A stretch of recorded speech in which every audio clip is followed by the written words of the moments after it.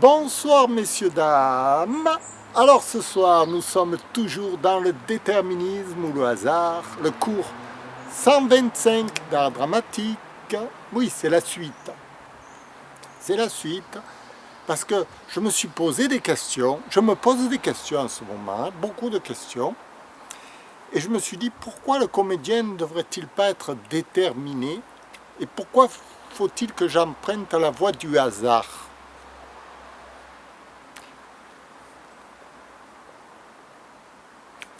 Alors, justement, je relisais mon petit manuel d'art dramatique pour un peu savoir la mise au point, une révision, quoi, des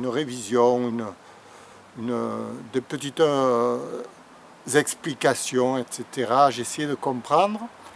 Et finalement, l'acteur, c'est quoi?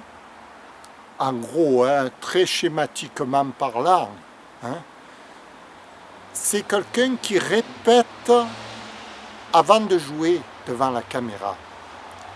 C'est-à-dire, c'est quelqu'un qui se raconte une histoire avant de venir devant la caméra. L'histoire qu'il va ensuite vous raconter quand il va être devant la caméra. Vous voyez, c'est un peu à double détente, si vous voulez. Ça ne s'improvise pas directement devant la caméra. Ça, c'est pas de l'acteur de la comédie.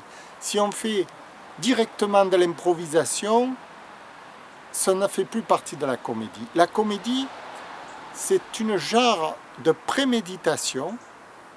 Un genre, je dis bien genre, parce qu'en vérité, on prémédite sur le hasard. Hein?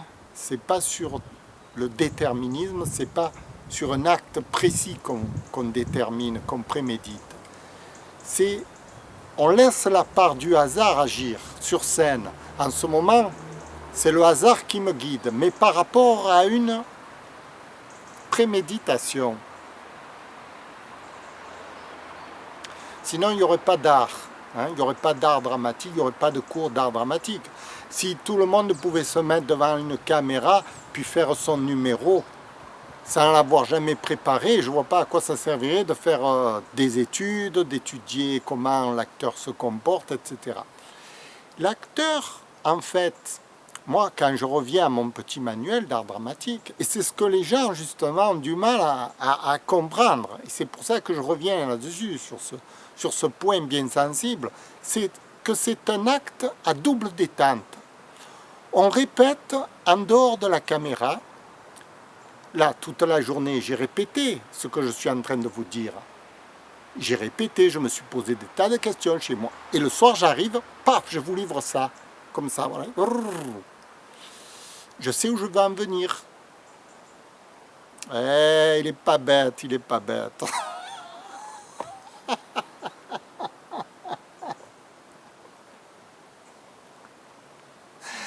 Oui.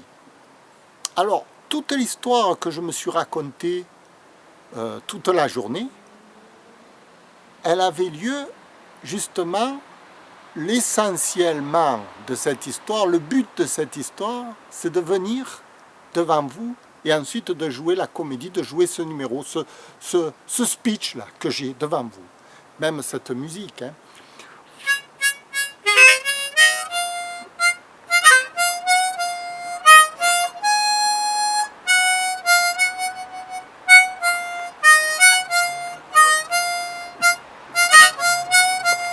Vous voyez, je joue la musique que j'avais jouée, que j'avais chantée juste avant de commencer. Elle a mûri dans ma tête, et ensuite, clac, elle est sortie avec les harmonicas. Eh bien, c'est ça. L'acteur, c'est ça. C'est quelqu'un qui se raconte d'abord une histoire, puis quand il arrive devant la caméra, clac, ça sort.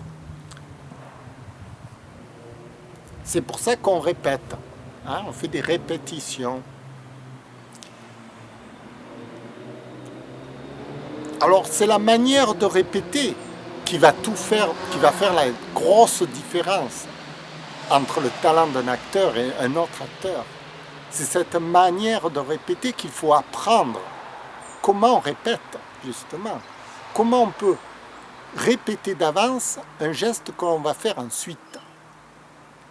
Alors là, ça demande beaucoup de travail.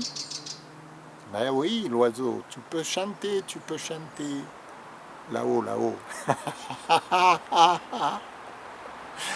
Ça demande beaucoup d'expérience. C'est justement, c'est pour ça que ça prend des années. Hein, parce que on ne sait pas.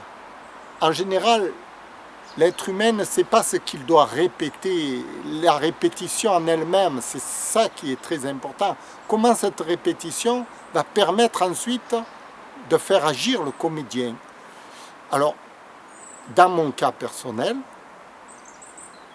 je répète et ensuite je laisse l'acteur agir automatiquement, sans aucune préméditation, sans aucune réflexion, sans aucune, comment je peux dire, sans aucun point de repère. Je fais tout à l'enchaînement comme ça me vient, parce que ça va me venir. Ça va me venir par rapport à cette répétition que j'ai faite, parce que cette répétition est très importante. Ça fait des années que je répète le rôle du professeur d'art dramatique. Des années en arrière. Ça fait probablement presque 20 ans que je répète ce personnage qui va enseigner la comédie. Et ensuite, j'y vais, je me lance et j'enseigne la comédie. Bon, j'ai répété avant. C'est tout l'art et la manière de répéter. Voilà. Et ensuite, quand je répète, je laisse le hasard faire. Voilà, c'est pour ça que je vous parlais du hasard ou du déterminisme. C'est-à-dire que ce n'est pas maintenant que je vais commencer à me donner des ordres. C'est trop tard. Là maintenant, c'est trop tard. Maintenant, je ne peux plus donner d'ordre. Je donne des ordres maintenant, ça sera pour la prochaine fois peut-être que j'appliquerai les ordres que je me donne maintenant. En gros, parce qu'en fait, il y a une double détente. Voilà. L'acteur, il se joue sur cette double détente. Voilà, c'était le petit cours, la petite mise au point de ce soir. Je ne sais pas si c'est compréhensible ou pas. Parce que dans mon petit livre, justement, quand je veux jouer le rôle d'Ivan Ivanovitch, bon, c'est un personnage malheureux qui a énormément souffert à cause d'un mariage, d'une déception amoureuse avec sa femme. Et donc je dois jouer ce personnage qui a souffert sur scène.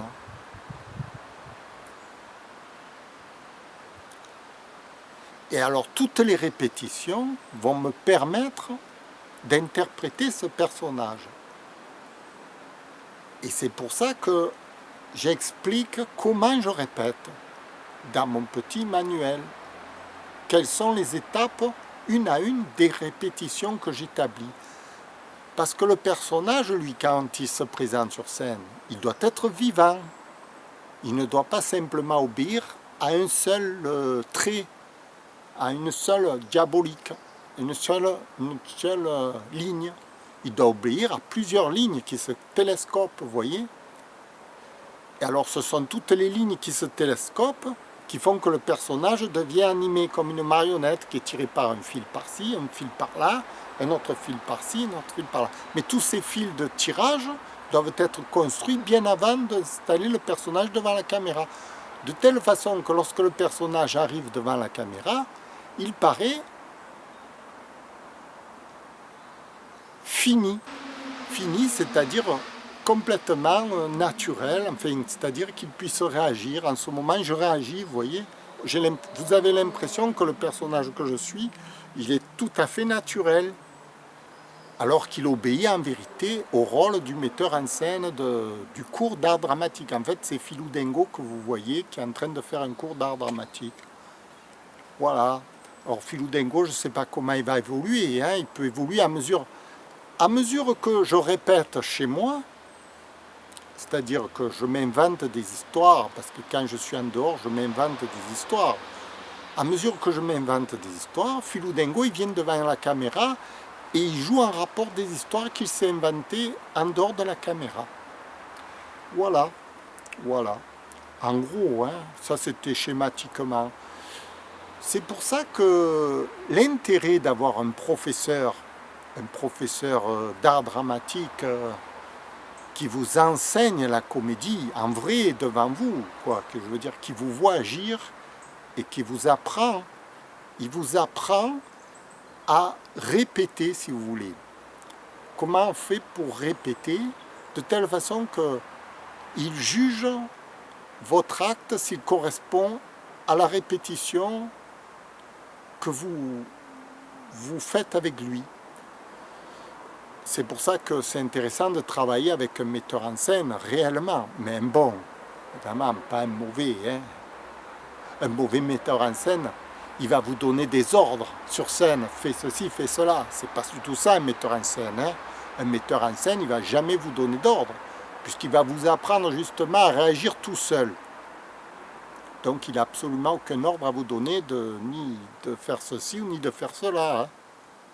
Lui, simplement, il vous regarde.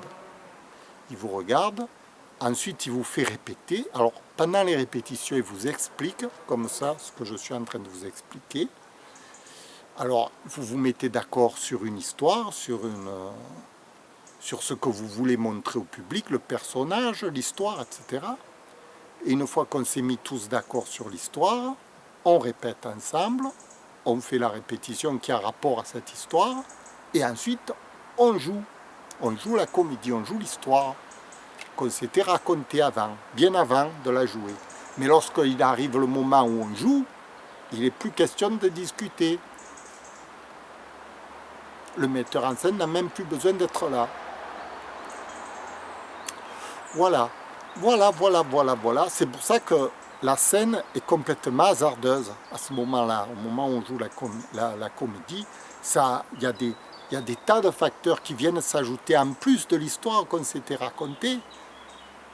Il peut y avoir un oiseau qui chante, il peut y avoir un arbre qui tombe, il peut y avoir des tas de choses.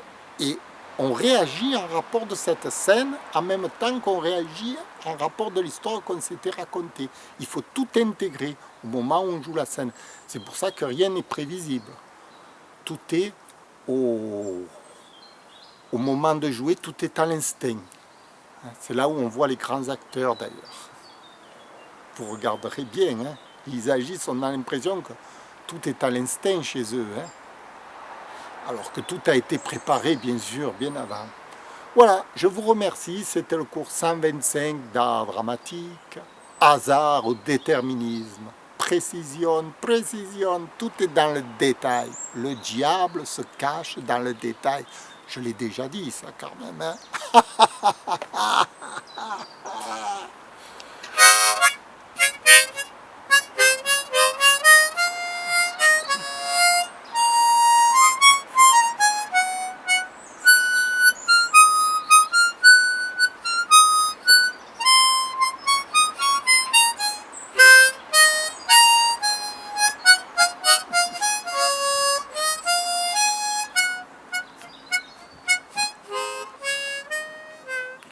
Merci.